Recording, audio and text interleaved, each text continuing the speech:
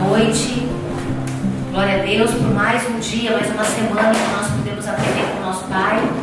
A gente pôde ver, testificar, sentir, tocar naquilo que Deus tem ministrado nas nossas vidas.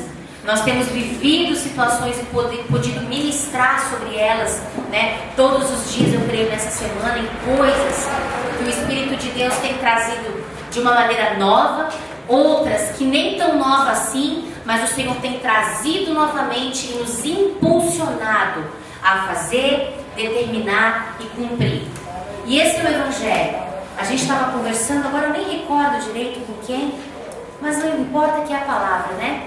E a gente falava sobre o cumprimento das promessas do Senhor. A gente falava sobre as determinações, como compreender, como fazer acontecer, como colocar em prática. E a dificuldade que a gente vê, lembrei agora quem foi, e a dificuldade que a gente vê em colocar algumas coisas em prática. Por quê? Porque não há relacionamento. Então, o que acontece quando há relacionamento? Você aprende coisas básicas do dia a dia, coisas práticas do Evangelho colocados na tua vida diariamente. E é isso, na verdade, que vai trazer vida para o Evangelho. Não exemplos, às vezes, grandiosos demais, ou exemplos profundos demais, que não atingem o nosso coração. Então, a gente até gosta, né, entende, mas não toca na profundidade. Então, a gente precisa ter realmente entendimento de pequenas coisas, coisas simples que são grandiosas. Porque até mesmo a simplicidade de Deus é grandiosa aos nossos olhos. E Ele tem nos colocado de uma maneira que nós podemos ver o nosso dia a dia e olhar para essas pequenas coisas que a gente falou agora e ver Deus manifestado em cada uma delas. Nas tragédias, nas alegrias, nos conflitos do nosso coração, porque são conflitos diários que nós temos. Vocês não têm conflitos? Só que nesses conflitos o Senhor, Ele escolhe te ensinar.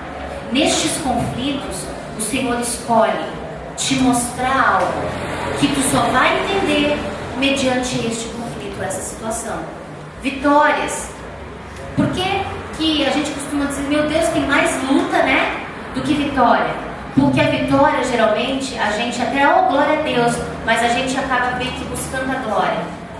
Agora, nos conflitos não tem como dizer nada. E tem que cuidar para que na hora que o conflito acabe e a vitória chegue, você acabe não roubando isso para você. Eu não acabo fazendo isso. Esses estudos, eles vêm trazendo muito confronto no nosso caráter. Em coisas corriqueiras. Coisas que talvez nós não enxergávamos como sérias ou como parte, né, parte importante, parte essencial da nossa salvação. Porque a palavra de Deus diz que nós temos que conhecer e prosseguir em conhecer.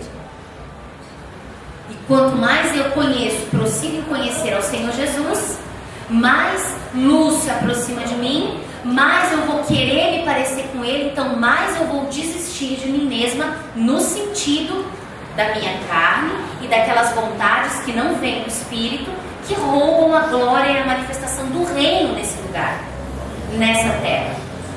Porque pela quantidade, vamos lá, aqui em Goiânia, vamos colocar, a quantidade de evangélicos que tem em Goiânia, já não era para esse avivamento ter chegado? Não é a cidade, a capital mais evangélica do Brasil? De que adianta ter um título, ter um jargão, dizer algo e aquilo não determinar nada, não decretar nada, não fazer a diferença? Então, nós fomos chamados para fazer a diferença. Só que nós só vamos fazer diferença quando a glória dele brilhar na nossa face. Quando a glória da segunda casa, que é maior do que a da primeira. Vocês lembram dessa passagem em 2 Coríntios? Que linda! Moisés desceu do monte e a sua face resplandecia. Por quê? Porque a presença de Deus era nele e com ele. Só que ali tem uma palavra que diz que a glória da segunda casa vai ser muito maior, porque não vai ser só um brilho na face resplandecente, porque o Senhor nos chamou para ser carta escrita de Cristo. Então essa é a glória da segunda casa, é a manifestação dos filhos de Deus, não só de alguns, mas de um corpo, o corpo de Cristo, que tem um caráter segundo o seu cabeça, que é Jesus. Amém? Então nessa direção, gente, que página que nós estamos, por favor, me ajudem. 39 vai estar idolatrando a reputação. Ok. Então a gente entrou nos 7 batismos de Naamã, né? Onde começa falando do confronto da soberba. Nós lemos acerca da história de Naamã na nossa ministração passada, que conta a história, né, de um chefe que era um homem muito culto, muito nobre, mas que estava leproso. E daí ele foi ao encontro do profeta. E nós lemos toda a história e a gente entende que Deus queria trabalhar em algo na vida de Naamã.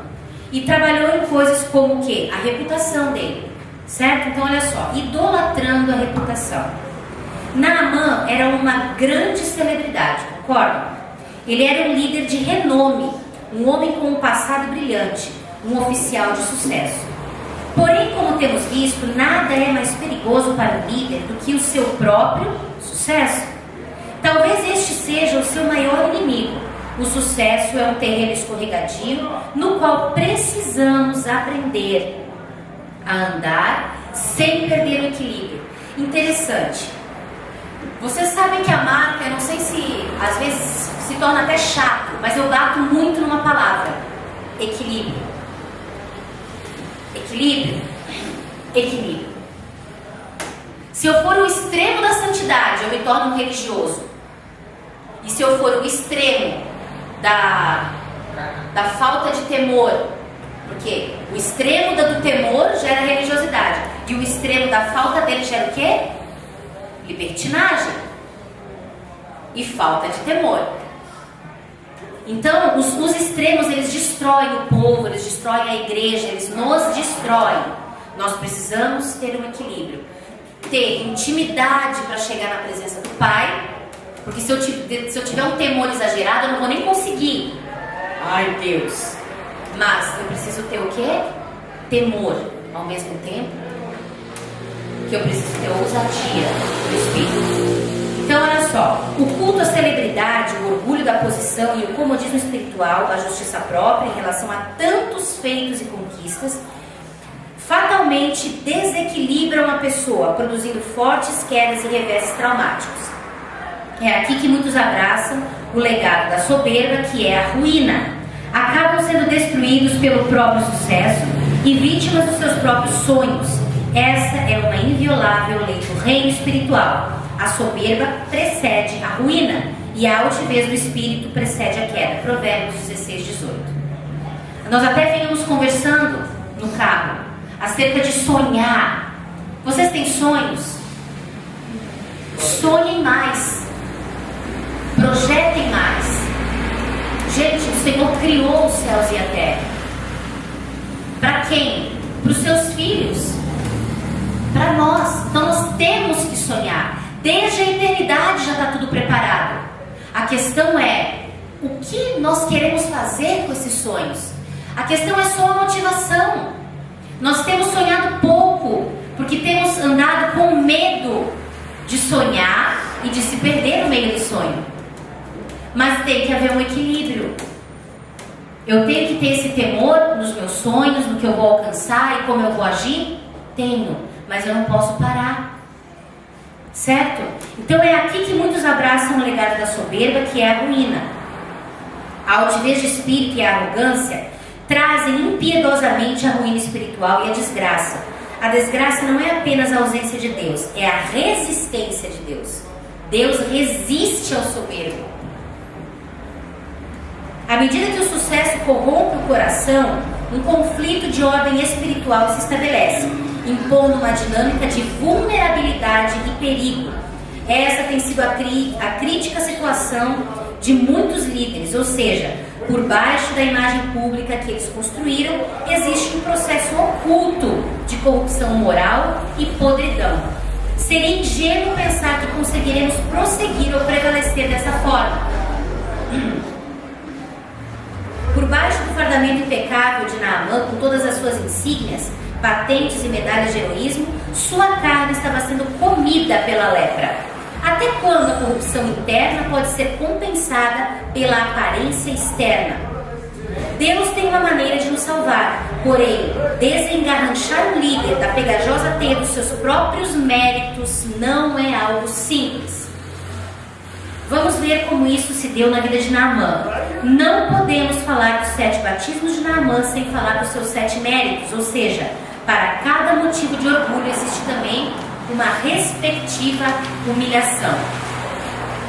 Ontem nós vivemos uma situação chata na nossa casa, né, com os nossos bichinhos que morreram, e a gente estava muito triste. E Deus começou a trazer algumas palavras ao coração do apóstolo, né? E trouxe uma palavra em hebraico que significa lepra. E a gente começou a ler as escrituras em Levíticos, e Deus começou a ministrar o nosso coração falando do quê? De maledicência, de murmuração. E isso é pecado diante do Senhor. Sabe? Maledicência, murmuração. Isso estraga a morada do Altíssimo. Quem que é a morada do Altíssimo? Nós, né? Então, Deus trouxe aos nossos corações, além daquela afronta, além da guerra, além do que o inimigo tem querido fazer, uma palavra para nós. Maledicência está acontecendo no nosso meio. Nós precisamos remover, porque a continuidade do que o Senhor deixa bem claro para nós é o quê? É destruição, gente. É apartado da tenda da congregação. Hoje, o que é a tenda da congregação? Somos nós reunidos num lugar. Somos nós reunidos numa praça, nas nossas casas. Não é verdade? Nós reunidos. Então é importante a gente entender o que nós temos feito e como nós temos feito. Certo? Existem coisas que muitas vezes são conversadas para esclarecimentos, para transformação, para você entender o que Deus está fazendo. Outras não, é simplesmente murmuração, contenda, fofoca e o que mais que a gente pode dizer? Maledicência, é lepra. Ah, mas é uma leprinha. Deixa a leprinha crescer para ver o que acontece. Então, Deus está o quê? A manifestação na carne de Naamã, ou a manifestação na nossa carne de algumas coisas, nada mais é do que quando se completa o que, gente, nas nossas vidas? Aquilo que estava em oculto dentro de nós vem à tona. Qual foi a palavra que o Senhor nos deu ontem também, enquanto nós estávamos conversando? Porque muitos ficaram incomodados na madrugada, tiveram sonhos, não conseguiram dormir, oração e guerra. Qual foi a palavra? Provérbios 27. E a outra palavra qual foi? O que contamina o homem não é o que entra, mas o que sai. Então Deus está falando com a gente de alguma maneira, não está? Mas você pode pensar, mas eu não disse nada. Mas você arrasou no seu coração? Você sabe o que é arrasar no coração? É ficar pensando, é algo em secreto, é você. Por isso que quando Jesus repreendeu os fariseus e que os fariseus arrazoavam no seu coração, eles estavam em pensamento. Deus mostrou para o Senhor Jesus o que eles pensavam. Então, o que você tem arrazoado no seu coração? Que você não tem dito, mas eu quero te dizer, eu não sei, eu não ouço.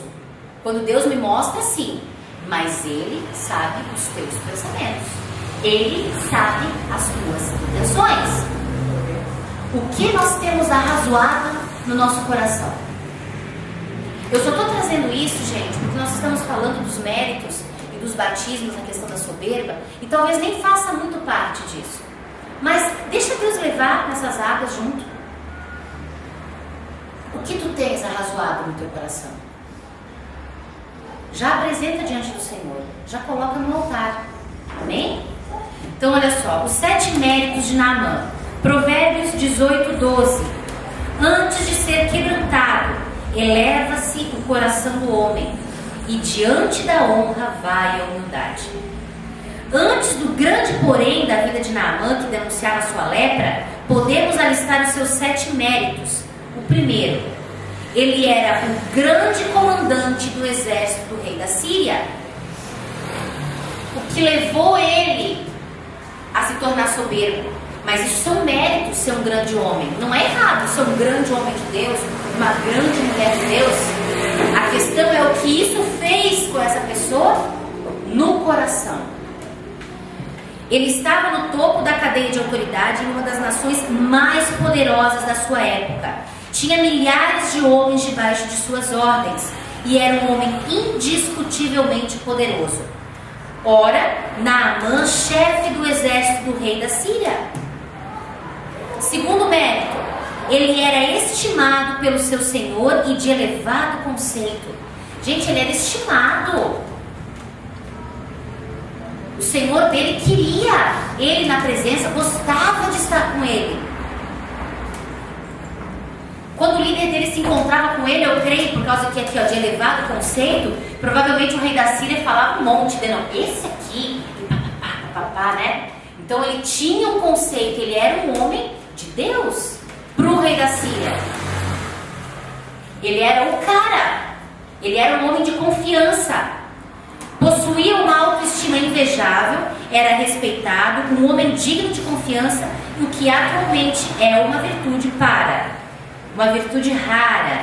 Era um grande homem diante do seu senhor e de muito respeito. Então por isso que eu falei, para o rei da Síria ele era o cara, o homem de Deus, vamos colocar assim. Vários, muito conceituado. Terceiro, por ele o Senhor dera muitas vitórias ao seu país. Ele estava sendo muito usado por Deus, porque por ele o Senhor dera livramento aos sírios. Por incrível que pareça, esse homem estava servindo aos propósitos de Deus. Ele estava tendo resultados tremendos diante dos seus adversários. E tudo isso vinha de quê? Da parte de quê? Do Senhor. Então, através dele, Deus deu vitórias à Síria. Quarta situação, era um verdadeiro herói de guerra. Era uma verdadeira inspiração para o seu povo. Todos os jovens da sua pátria queriam ser como ele. Destacava-se no que fazia, era um homem que sabia enfrentar os seus medos, tinha uma história de grandes feitos. Com certeza, possuía um arsenal de medalhas. Era um homem valente, ousado. Quinto mérito, era religioso. Tinha esperança em milagres, era um homem de fé. Oxalá que o meu Senhor estivesse diante do profeta que está em Samaria, pois este o curaria da sua lepra. Então Naamã foi notificar a seu senhor, dizendo: assim e assim falou a menina que é da terra de Israel. Ele acreditou no profeta de Deus. Ele creu no verdadeiro Deus, gente. Ele creu que o Deus de Israel poderia curá-lo. Então ele era um homem de fé. Sexto mérito, ele era bem recomendado e rico. Ele podia comprar qualquer favor que precisasse. Respondeu o rei da Síria: vai, anda, e enviarei uma carta ao rei de Israel. Foi, pois, e levou consigo 10 talentos de prata. Isso corresponde a 342 quilos de prata. 6.000 ciclos de ouro, que correspondem a 68 quilos de ouro. E 10 mudas de roupa. O cara estava andando com 68 quilos de ouro e 342 quilos de prata. Para presentear o profeta. Né? Fala sério, 68 quilos de ouro e 342 de prata. Já dava para comprar aquele terreno lá, né? Você dava? Dava para sobrar ainda. Então, dá para construir o nosso sonho. E sobrava. Você já pensou, gente? Então ele era bem recomendado e rico. É um mérito. Bem recomendado e rico. Porque a maioria hoje em dia é rico e mal recomendado, né? Não, mas ele era bem recomendado e rico. Isso é um mérito. Isso é bênção. Sétimo mérito. Morava em uma nação privilegiada, melhores condições e recursos que Israel. Não são porventura Abana e Farpar, rios de Damasco, melhores do que todas as águas de Israel? Não poderia eu me lavar neles e ficar purificado? Gente, ele morava num lugar muito bonito. As águas do rio que ele citou aqui, ó, Farpar e Abana, aquelas águas assim, transparentes, aquela coisa bonita. Já falando, Jordão era lodoso, feinho, devia ter uma cara de, meu Deus, se eu pisar aí, vai dar pereba. Não tem os lugares que tu olha e tu vai assim, o que tem no chão? Ah, vocês já foram em praia de lagoa? É que no Rio Grande do Sul não, assim, tem as praias, mas tem a Lagoa dos Patos. Daí quando a gente era criança, a gente foi acampar muitas vezes na Lagoa dos Patos. E parece uma praia, mas não é praia, é rio. Aliás, é a lagoa. Então você vai entrando e você não vê o chão. Só você vê marrom, barro, lama, lodoso. Daí tu vai entrando assim, né? É pé de pato. Daí pisa na pedra, pisa na folha, da folha lodosinha no fundo, e dá aquele arrepio assim. Isso já aconteceu? Então, era esse aspecto. Não era, sei lá, não sei, será mesmo que eu devo entrar nesse lugar? Com aqueles rios belíssimos, né? O que Deus está ensinando? O que Deus está nos mostrando com tudo isso? Então, olha só. Apesar de todas essas virtudes que favoreciam e dignificavam Naamã, a Bíblia declara, porém era leproso. Então, de que adiantava todos esses méritos se ele se tornou um homem leproso? É importante entendermos o sentido mais radical da lepra. Em Levíticos 13, a lepra é descrita como inchação, pústula, deformação e mancha lustrosa. Essas características sugerem, respectivamente, facetas de orgulho, tais como soberba, motivação corrompida e brilho da falsa espiritualidade. Então, Naamã só tinha um problema, só umzinho, que chamava o quê? Orgulho. E Deus diz o quê? Que ele abate soberbo e dá honra ao humilde. Então, o problema de Naamã era Rimon, era o deus da Síria. Isso está lá em 2 Reis 5,18. Deus a quem também reverenciava. Havia uma confiança exagerada nos seus méritos e uma forte idolatria em relação à sua reputação. Orgulhava-se da sua posição, do seu poder, da sua influência, da sua aceitação, de como ele era usado por Deus, do seu heroísmo, da sua religiosidade, dos seus recursos e tudo mais. Quando estas virtudes não estão debaixo de um batismo de humildade, o resultado acaba sendo a lepra. Por isso que muitas vezes Deus permite que nós passemos por situações onde nós precisamos realmente nos prostrar para que o Senhor possa nos exaltar. Porque senão isso vai se tornar uma lepra mais tarde. Pode demorar. Porque o inimigo ele quer o quê? Ele quer fazer o que conosco? Acabar com a nossa raça. Tá, o tempo dele está acabando. A gente sabe que Jesus está voltando. Mas ele não perde tempo. Ele te conhece, ele sabe onde trabalhar na tua vida, Lucas. Ele me conhece, ele sabe onde trabalhar na minha. Ele conhece você, Camila. Ele conhece a Grazi, a Sandra. Ele conhece o Hélio, aonde que ele vai pegar. Ele conhece cada um de nós. Não como Deus conhece. Ele conhece na observação, tá? Porque o único que permeia os nossos pensamentos é o Senhor. Mas tem essas questões. Então, o que acontece? A humildade, ela tem que ser vivida, ela tem que ser traçada, ela tem que ser demonstrada, ela tem que ser tudo na nossa vida. E se a gente se encontrar em alguma posição em que nós mesmos nos exaltemos, nós precisamos voltar ao lugar onde caímos e pedir perdão para Deus. É simples, mas para algumas pessoas é tão difícil. O arrependimento é o maior ato profético que existe na face da terra. O arrependimento, ele remove montanhas, ele tira um monte do meio da terra e transporta para o mar. Lembra que o Senhor falou que nós faríamos coisas maiores do que as dele? Por quê? Por causa do arrependimento, por causa do sangue, por causa de imitar a as pisaduras do Senhor, imitar o que Ele fez. Ele era Deus e Ele veio e nos mostrou o caminho. Nós precisamos nos arrepender e todo esse caminho é nosso. E coisas maiores faremos. E montes no meio de lugares serão transportados para o mar. Montes do quê? Montes de pecados? Montes de transformação? Montes de bênçãos? Montes de maldições? Montes de pecados que estão em cima da tua vida? Que estão oprimindo você? Que estão te impedindo de receber o melhor de Deus nessa terra? Que estão te impedindo de entrar na Canaã que o Senhor tem prometido para você? De comer mel? Debaixo de todas as lutas que nós temos e que vocês conhecem as nossas vidas, eu estou comendo mel. Como assim, pastora? Mas a gente sabe que é assim, né? É luta, hora tem, hora não tem. Para mim é mel. Eu não tenho a falta de nada. Eu não tenho tudo que eu quero, mas eu tenho o que eu preciso.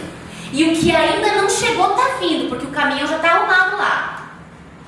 E eu já estou no meio da rua esperando e dizendo: vem, Jeová, pode mandar. Sonhos, né? Porque nós vínhamos conversando e eu posso também dizer, eu tenho, não é medo, mas um temor de sonhar e de atravessar limites, romper limites perigosos. Então, a gente precisa primeiro permitir que Deus venha o quê? Sondar o nosso coração e transformar o que ainda não foi transformado.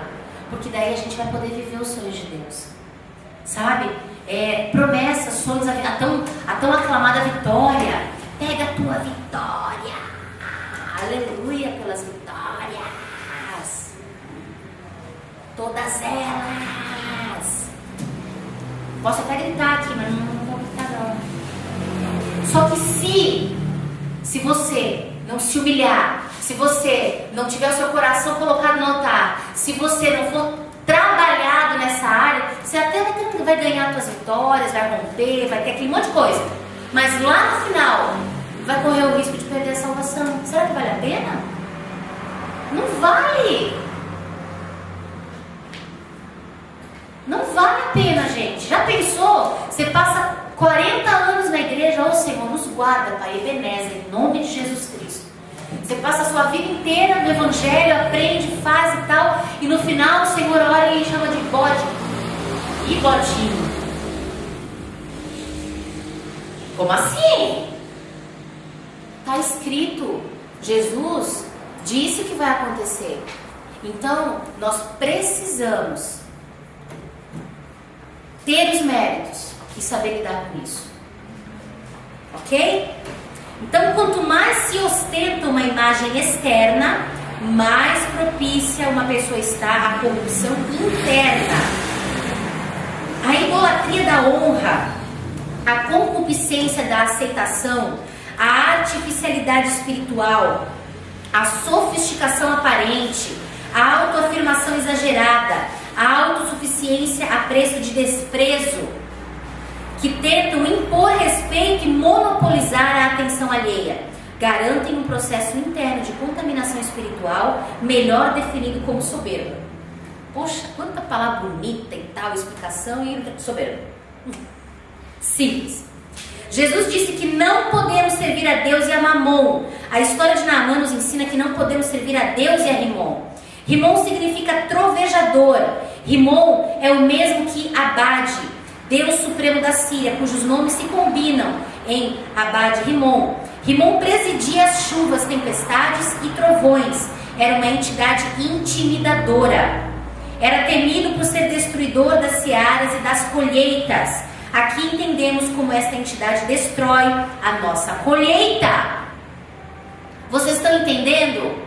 Porque a intenção é o que? Semear, semear, semear, semear. Nós aprendemos em Raízes que quem semeia é Jesus. Mas vamos colocar assim então. Você vai, você dá fruto, as sementes são lançadas através do seu fruto. E isso é para crescer, isso é para dominar, isso é para alcançar vidas. Mas na verdade começa um processo contrário, a contaminação da soberba e das falsas motivações. E no final você está esperando uma colheita. E cadê a colheita? Rimon comeu, Mamon acabou com ela. Então é muito importante destacar que a superioridade é o orgulho daquilo que se tem, e a inferioridade, olha só isso aqui, a superioridade é o orgulho daquilo que se tem, e a inferioridade é o orgulho daquilo que não se tem. Então quer dizer que até a inferioridade é um estado de orgulho? É, porque se tu é filho de Deus, você não pode se sentir inferior. Se você é filho de Deus, você não pode se sentir superior. Os dois estados são estados de doença na alma. Precisam ser mortas, extirpadas. Todo tipo de feridas, ressentimentos, insubmissão, crítica, inimizade, exclusivismo, vem de uma mesma base, que é o orgulho. E onde existe orgulho também haverá queda, ruína e destruição. Nós vemos pessoas com a autoestima baixa, com sentimentos de inferioridade. Isso eu já tenho conversado. Em outros estudos a gente falou muito mais profundamente sobre isso. Que são o orgulho e a autopiedade. São duas coisas que caminham lado a lado. Como entender isso? Como que alguém que se despreza, que não quer saber de nada, pode ser uma pessoa orgulhosa? Porque ela não quer a ajuda de ninguém, ela prefere que tenham pena dela. Isso é orgulho. Porque ela não se perdoou. Mas Jesus já perdoou. Então isso é orgulho. Vocês estão entendendo? Está dando para entender? Então é muito importante nós compreendermos a importância do equilíbrio, a importância do entendimento claro, objetivo, a importância de se posicionar ante situações. Gente, nós temos vivido ciclos de destruição, é momento de ciclos de construção. Se eu sei que aquele ciclo vai me matar, rompa com ele, quebra ele. Como? Não consigo. O que eu faço? Faz exatamente o contrário do que você faria normalmente. Normalmente você se isola, se coloca de lado, chora, se entristece, se separa. Então, tudo isso é o ciclo normal, é o que eu faria normalmente. Peraí, Senhor, então isso faz parte do meu ciclo. O que você vai fazer? Você vai se colocar no meio de pessoas, você vai se alegrar e dizer: Senhor, Tu és a minha força, o meu coração está em pedaços, mas eu vou me alegrar em Ti. E você vai o quê? Buscar alegria, buscar estar no meio, conversar, distrair. Porque senão o que vai acontecer? Você vai voltar para aquele ritmo de destruição. E quantos de nós vivemos isso, gente? Eu não estou falando que é fácil, tá? Nada é fácil. Todos temos as nossas, como que fala? Os nossos níveis de batalha. E é difícil para cada um que tem o seu. Mas o Senhor está nos ensinando o caminho. Usemos as nossas armas de guerra. Ok? Então, a guerra que Naamã perdeu, né? O segredo da cura. Que guerra que Naamã teve que perder? A gente descobriu todos esses méritos aqui que são bons. Porém, ele usou de maneira inadequada, tornando-se orgulhoso, presunçoso e soberbo. Então vamos lá. Respondeu o rei da Síria: vai, andam e enviarei uma carta ao rei de Israel. Também levou ao rei de Israel a carta que dizia: logo, em chegando a ti esta carta, saberás que eu te enviei Naamã, meu servo, para que o cures da sua lepra. Tendo o rei de Israel lido a carta, rasgou as suas vestes e disse: sou eu por acaso Deus que possa matar e vivificar, para que este envie a mim um homem, a fim de que eu o cure da sua lepra? Notai, peço-vos e vede como ele anda buscando ocasião contra mim.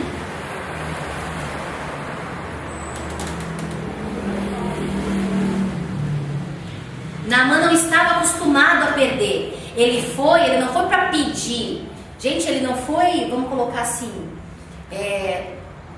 ver se Deus estava disposto ou se prostrar. Ele foi com 342 quilos de prata, 68 quilos de ouro e a carta do rei para garantir que ele ia voltar curado. Daí o rei diz assim: meu homem tá querendo arrumar pra minha cabeça, porque se eu faço um negócio desse, ele ia pecar, era contra Deus. Olha aqui, notai, peço-vos, e vede como ele anda buscando ocasião contra mim. Não, ele quer que eu peque, meu Deus, está buscando ocasião contra mim. Então, espiritualmente falando, o segredo da cura reside em perdermos para Deus, desistindo da relutância imposta pela idolatria à reputação. Quando Naamã respira a possibilidade de ser curado em Israel, ele toma uma iniciativa, porém, ele força a barra. Como de costume, começou agindo com arrogância. Como ele não era qualquer um, ele se sentiu no direito de se impor. Usando a influência do próprio rei da Síria, ele simplesmente exige que o rei de Israel o cure da sua lepra. Isso cheirava a um conflito internacional. Vejo que ele procura alguma coisa, vamos repetir, anda buscando ocasião contra mim. Porque se eu pecar contra Deus, eu estou na mão de Deus. E se eu me negar a curar o cara, ele acha que sou eu que curo, vai ter um conflito de nações, vai ter guerra. Por isso que o rei de Israel rasgou suas vestes e foi para a presença de Deus, né? Percebemos um tremendo contraste entre a forma arrogante de como o rei da Síria se impõe e a atitude de humilhação do rei de Israel. Isso trouxe a intervenção profética de Deus, dando graça aos humildes e resistindo aos soberbos. Quando Eliseu, o homem de Deus, ouviu que o rei de Israel rasgara suas vestes, mandou dizer ao rei: por que rasgastes as tuas vestes? Deixa-o vir ter comigo e saberá que há profeta em Israel. Quando o rei de Israel se humilhou, colocando-se no seu lugar, reconhecendo as suas limitações e temendo as consequências de frustrar o desejo do rei da Síria, Deus entrou na situação e a sua palavra veio por intermédio de Eliseu, e saberá que há profeta em Israel. Então nós vemos aqui, gente, que para que Deus pudesse até agir na vida de Naamã, teve que haver o quê? Um quebrantamento da parte do rei. Olha o trabalhar todo para até chegar em Naamã. O rei de Israel teve que reconhecer que ele não era Deus, que ele não podia nada, teve que rasgar as vestes dele, pedir perdão para Deus pelo rei da Síria ter pensado que ele era Deus, vou colocar assim. E através disso, Eliseu ouviu falar e disse: não, deixa que ele venha até mim, ele vai ver que tem profeta em Israel. E as nossas vidas, como que nós temos nos colocado? Intercessão por alguém, ou notar, perceber que alguém tem buscado uma idolatria em nós. Você tem se arrependido por essa idolatria? Por essa admiração? Não, mas não é idolatria, é admiração. Bah! Como que nós, como líderes, temos nos comportado com esta admiração? Nós temos chorado ao Senhor e dito: Senhor, como que vai ser, Senhor? Não sou eu, és tu. Deixa que eu vou te usar. Eles vão ver que há Deus em Israel. Mas nós não podemos roubar o que é do Senhor. Nós vivemos tempos em que nós temos roubado, em vez de permear, em vez de tocar, em vez de transbordar a glória de Deus. Muitas vidas, muitas pessoas têm usado a Deus, em vez de deixar que Deus os use pela misericórdia, né? Ou nos use.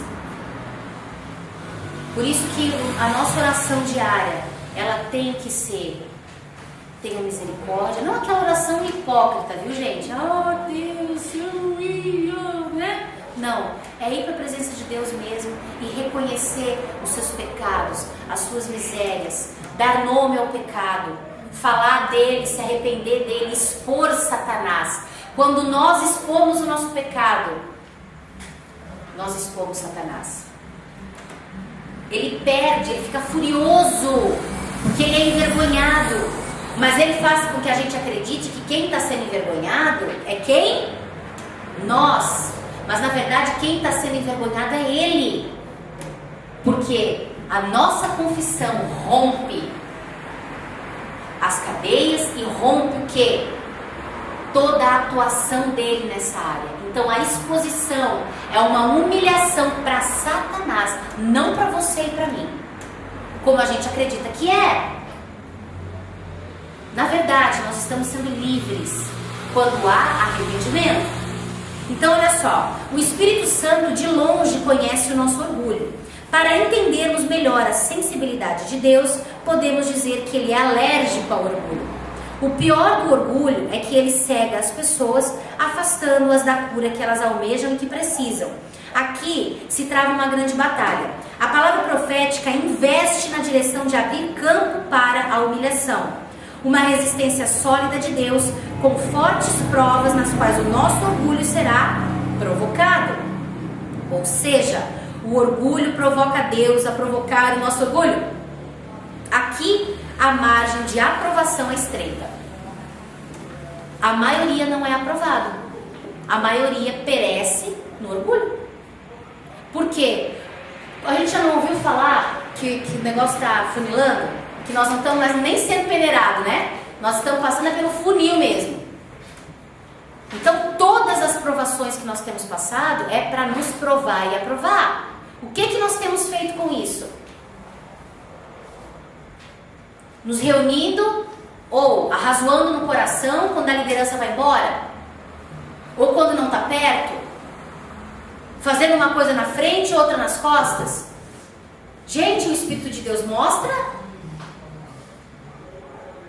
através do quê? Divisão e através do corpo de Cristo, porque a gente conversa, né, gente? Fala sério. Deus mostra, Deus escancara, se vocês querem saber. E é engraçado que essas coisas acontecem às vezes do lado, e Deus mostra também. Então, o que Deus está querendo falar conosco é o que? Mais uma vez, nós temos falado nisso muitas vezes. Muitas. Nós estamos sendo provados para sermos aprovados. O Senhor te ama. O Senhor me ama. Como você tem visto a prova? Como você tem escolhido ver a prova?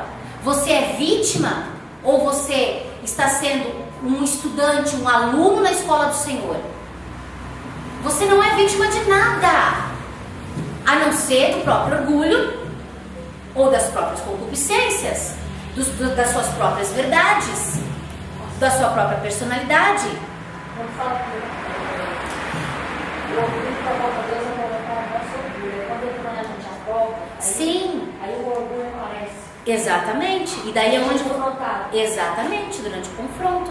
Só que muitas vezes Deus nos confronta na palavra e outras usa os irmãos. As situações da vida. Geralmente vai usar quem? A pessoa que você mais assim, dá vontade de dar um nó nela. Não tem? Não tem quando tem vontade de me dar um nó? Que é umas 4, 5 vezes na semana, no mínimo.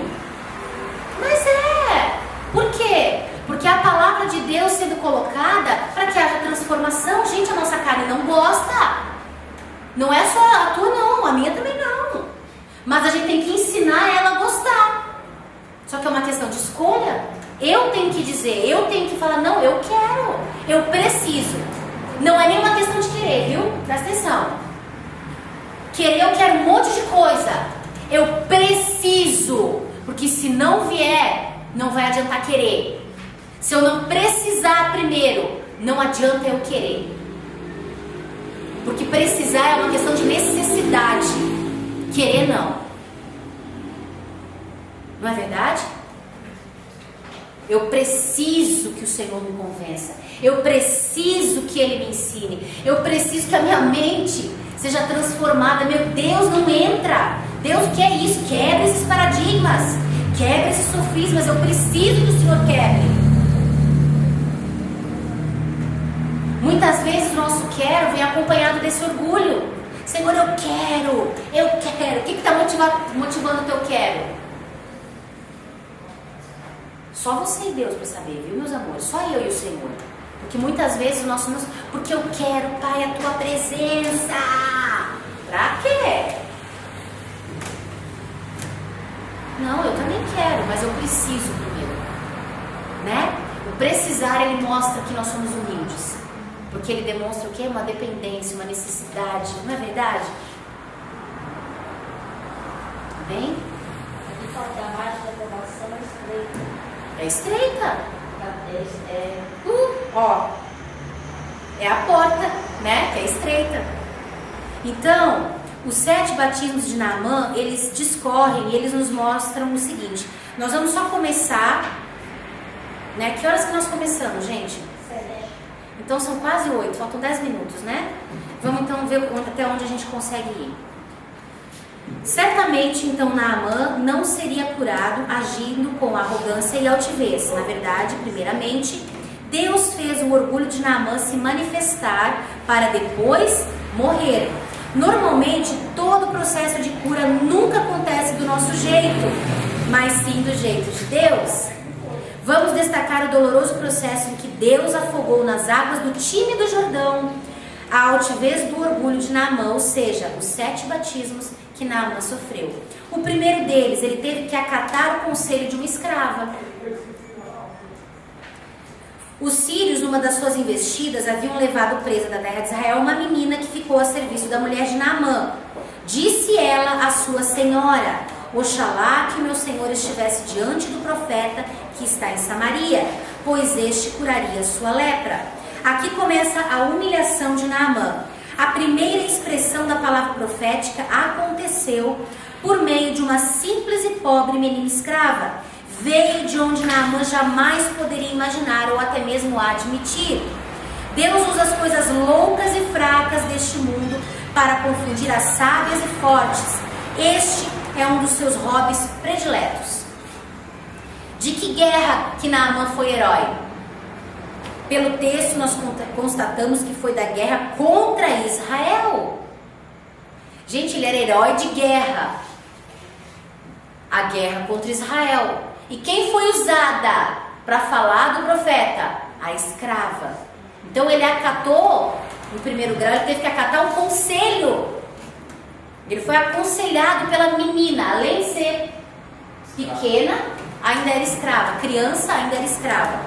Ele até tinha uma escrava israelita trazida como despojo. Agora Naamã é orientado pela própria escrava a buscar ajuda no país inimigo. Aqui começou o grande quebrantamento deste grande oficial. Apesar de escrava, esta menina tinha um coração curado e perdoador.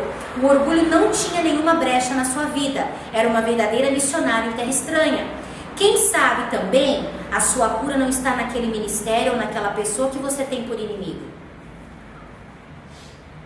Quem sabe Deus não quer trabalhar na sua vida, fazendo você orar pela pessoa que você mais detesta, fazendo você encarar aflições e situações e acusações daquelas que você acha que você não suporta. Ou pessoas falando do seu caráter, da sua conduta, sabendo que você é irrepreensível aos olhos do Senhor. Ora por essa vida.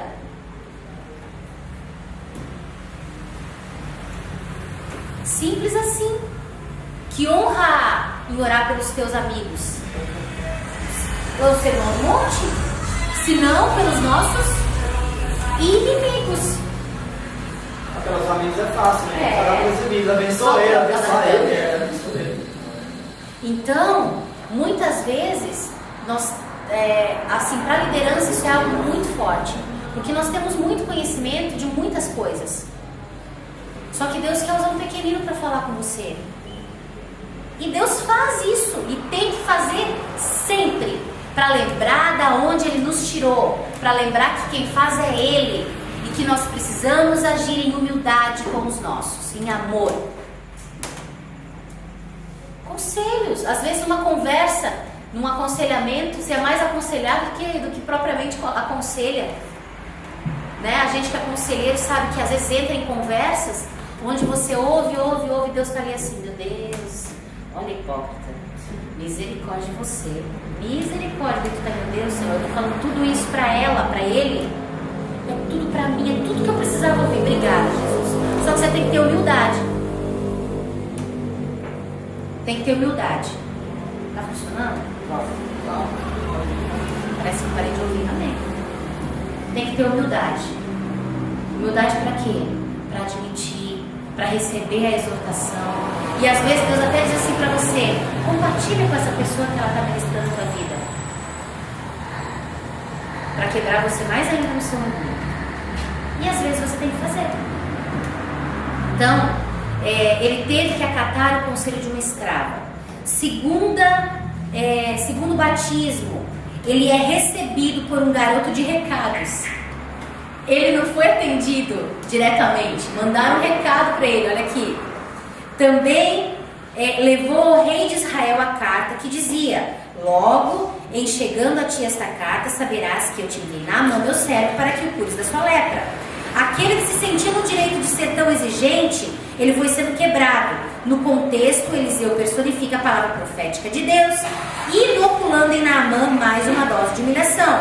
Veio, pois, Naamã com os seus cavalos e com o seu carro, parou à porta da casa de Eliseu, e então lhe mandou um mensageiro a dizer-lhe: Naamã vem com todo o seu aparato até a porta da casa de Eliseu, e ele nem sequer o recebe. Ele manda o servo dele chegar e falar para ele que ele tinha que fazer: olha, o profeta Eliseu disse que é para o senhor ir no Jordão e mergulhar 7 vezes. Graça e paz. Graça e paz é por minha conta, tá? Vai lá no Jordão e mergulha 7 vezes. Então, sem dúvida nenhuma, isso pareceu o que para Naamã? Uma grosseria, uma afronta. Como que eu, o chefe, o cara, não fui nem recebido? Ele só mandou eu ir. Que isso? Que tratamento é esse? A gente viu experiências assim, sabe?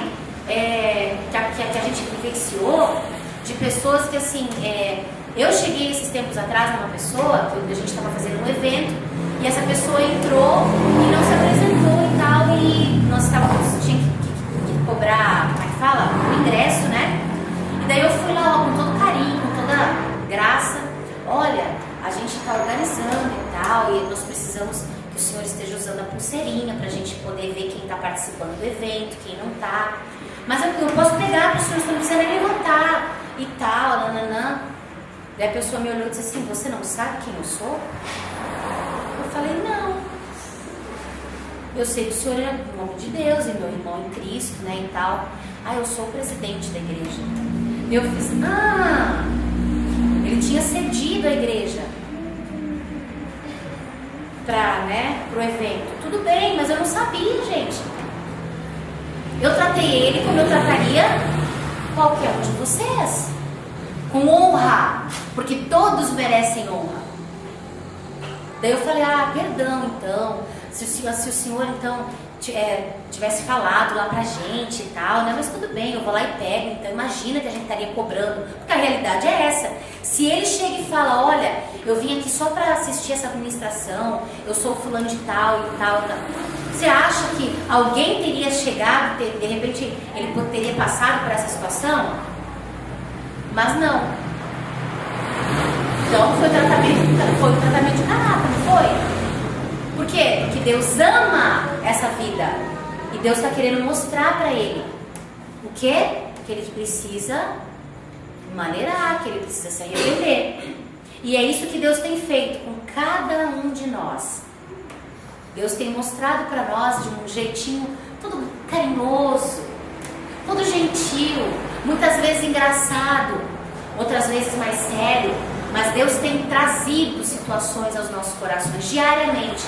Conserta, conserta. Jesus está voltando. Quanto tempo mais ficaremos arrazoando em nossos corações? Eu quero deixar essa palavra como uma palavra profética, porque Deus fala no meu coração nessa noite. Não só nós aqui, mas muitos vão ver essa filmagem, e eu quero que você saiba que Deus está falando com você. Até quando? Glória a Deus. Até quando você vai arrazoar no seu coração? Porque vocês têm murmurado nos seus corações. É o que o Senhor tem nos mostrado. Você que está nos assistindo, Deus fala para mim: até quando nós permaneceremos arrazoando em nossos corações. Nós vimos aqui que ele teve que acatar o conselho de uma escrava e foi recebido por um garoto de recados. O que Deus vai ter que fazer? O que mais vai ser necessário para que você pare de arrazoar no seu coração e se arrependa? Amém? O que? Fica essa pergunta para ti, fica essa pergunta para mim, em nome de Jesus. E que nós meditemos nessa semana, até quando você vai continuar arrazoando no seu coração, achando que nem o Senhor e nem as pessoas que Deus tem colocado têm ouvido da parte de Deus. Amém? Graça e paz até semana que vem. Glória a Jesus.